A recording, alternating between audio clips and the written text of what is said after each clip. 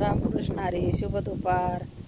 तर बघा कसं आहे, मुलींचा छळ कसा चालला आहे. मुलींना किती पण त्रास होऊ द्या, किती पण त्रास होऊ द्या, तरी मुलाकडचे काय करतात, सासरकडचे वकिलाला पैसे देऊन त्याचे जसं पाहिजे तसे शिंतोडे उडवून देतात ते वकील लोक पैशासाठी काही पण करतील हो, काही पण करतील.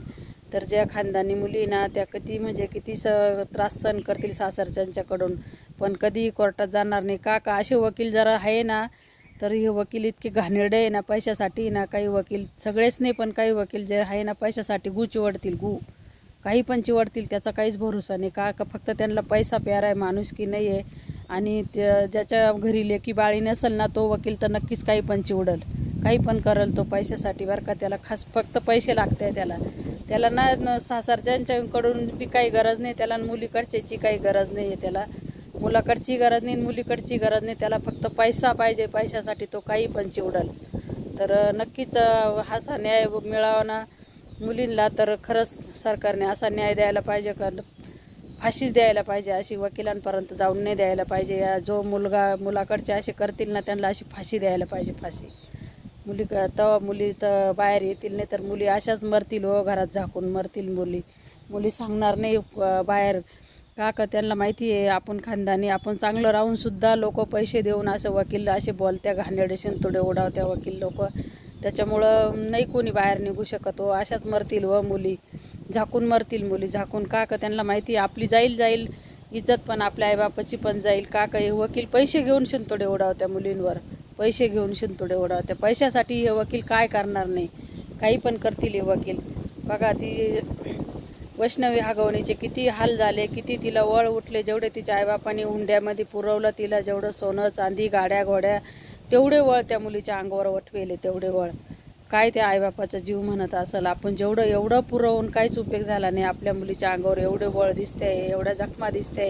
आपली मुलगी किती तडफडून मेली, त्यांच्या जीवाला आज काय वाटत असेल. एवढं करून सुद्धा त्या मुलाकडचा वकील मुलीवर शिंतोडे उडवतो. त्या वकिलाला काय त्याची हे होती, त्याला काय म्हणजे त्याची काहीच नव्हती ना, त्याला काही गरज नव्हती ना एवढे शिंतोडे उडवायची. काय अधिकार होता त्याला एवढे शिंतोडे उडवायचा. त्याने त्या वकिलांनी त्याच्या फक्त तिथं मध्ये कोर्टामध्ये न्यायासमोरच त्याने काय करायचं ते तिकडंच करायचं ना, बाहेर येऊन एवढे शिंतोडे उडवायची काय गरज होती त्या वकिलाला. किती शिंतोडे उडवले त्याने त्या मुलीवर. कसं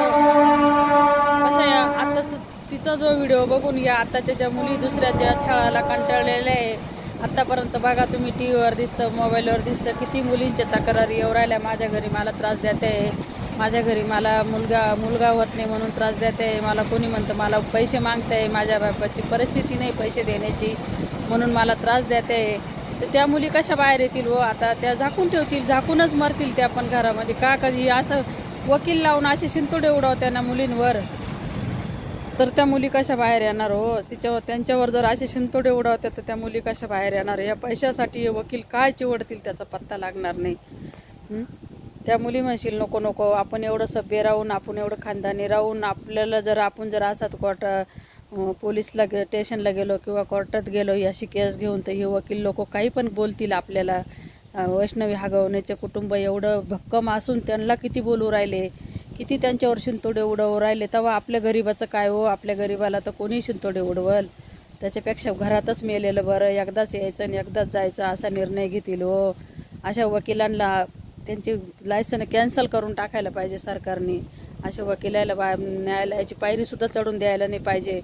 जो वकील नुसता पैशासाठी जगतो, जो वकील नुसता काही पण चिवडायला लावा मला पैसे द्या, असे जगणारे जे वकील असतील करणारे, त्यांना खरंच कोर्टाने त्यांचे सरकारने त्यांचे लायसन कॅन्सल करायला पाहिजे. आणि हा जो मुलींना छळ होतोय ना, या मुलींना न्याय द्यायला पाहिजे सरकारने, खरंच न्याय द्यायला पाहिजे. आणि जो असं छळवून मारतोय ना मुलींना त्याला फाशी द्यायला पाहिजे. तेव्हा ते लोक ठिकाण्यावर येतील, तेव्हा मुलींना सासरवास करायचे नाही, छळवायचे नाही सासरे. त्या सासा पण अशा छळावत्या ना, त्यांना पण काहीतरी न्याय द्यायला पाहिजे सरकारने. त्यांना पण काहीतरी असं हे करायला पाहिजे का त्यांनी परत असं कोणत्याही सासूनी सुनाला असा त्रास दिला नाही पाहिजे एवढा. कोणत्याच सासूनी, नंदांनी पण नाही द्यायला पाहिजे. नंदा तर अशा झाडाला उलट्या टांगायला पाहिजे, उलट्या. त्या नंदा ज्या त्रास देत्या ना त्या उलट्या टांगून त्यांना खालून मिरचीचं दूर द्यायला पाहिजे. तेव्हा त्या ठिकाणावर येतील, मग त्यांना समजेल का आपण काय त्रास दिला आपल्या वहिनीला आणि काय आपण शिकवतो आपल्या भावाला किंवा आईबापाला. त्या नंदांना तर मी तर म्हणते खरंच मिरचीचा दूर द्या खाली वरतं उलट झाडाला टांगून. अशा नंदा काही ठिकाणी इतक्यात बादसळ नंदा राहत्या ना, पानचट नंदा राहत्या ना, त्यांना स्वतःचं पाहिजे फक्त. घरच्या आपल्या भावाचं सुख पावत नाही, भाऊजाईचं सुख पावत नाही आणि आईबापाला हे करत पिछडत राहत्या त्या फक्त. अशा काही खूप ठिकाणी नंदा आहे या. ती नुसती करिश्मा हागवणे नाही बरं का, अशा लई ठिकाणी नंदा आहे. इतक्या गुपित घालायच्या राहत्या काही ना, अशा गोड बोला त्या घरामध्ये, गोड बोलतील. पाहुण्या ठिकाणी गेले गोड बोलतील. आपल्याला वाटतं लई भारी बाई आहे, खूप छान आहे, खूप गरीब आहे, मस्त आहे.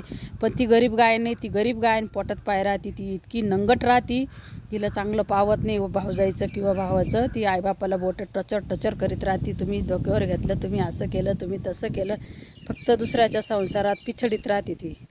तर ह्या नंदांना मी तर म्हणते अशा नंदांना ना तर खरंच उलटं झाडाला टांगून बांधायला पाहिजे आणि खालून मिरचीचं दूर द्यायला पाहिजे त्यांना.